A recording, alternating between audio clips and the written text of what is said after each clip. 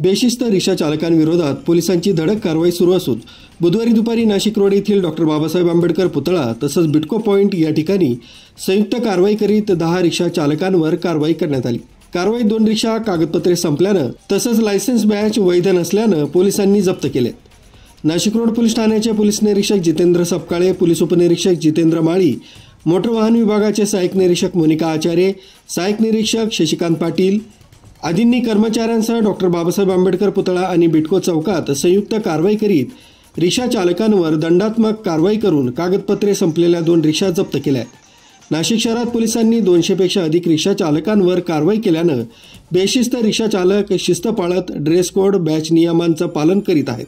शहरातील मध्यवर्ती भागात आणि बाजारपेठ परिसरात काही ऑटो रिक्षा चालकांच्या बेशिस्त वर्तनामुळे वाहतुकीचा प्रवाह विस्कळीत होतोय।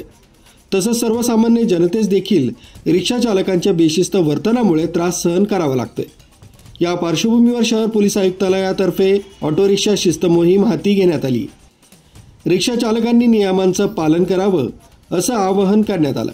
या मोहिमेअंतर्गत रिक्षा चालकांनी त्यांचं नाव, पत्ता, धारकाचं नाव, परवाना क्रमांक, बॅच, चालकाचा लायसन्स क्रमांक रिक्षाच्या आतील दर्शनी बाजूस प्रवाशांना दिसेल अशा ठिकाणी रिक्षात लावणे, सर्व ऑटो रिक्षा चालकांनी निर्धारित युनिफॉर्म परिधान करणं, सदर युनिफॉर्मवर RTOद्वारे दिलेले बॅच स्पष्टपणे परिधान लावणे गरजेचे आहे।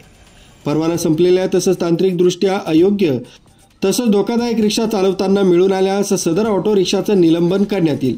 धोकादायकरित्या तसंच वेगवान अर्थात ओव्हरस्पीड स्वरूपात रिक्षा चालवताना मिळून आल्यास कारवाई करण्यात येईल आदी बाबींवर विशेष लक्ष देण्यात आले। मुख्य संचालक रवींद्र जाधव, लोकराज्य न्यूज, नाशिक रोड।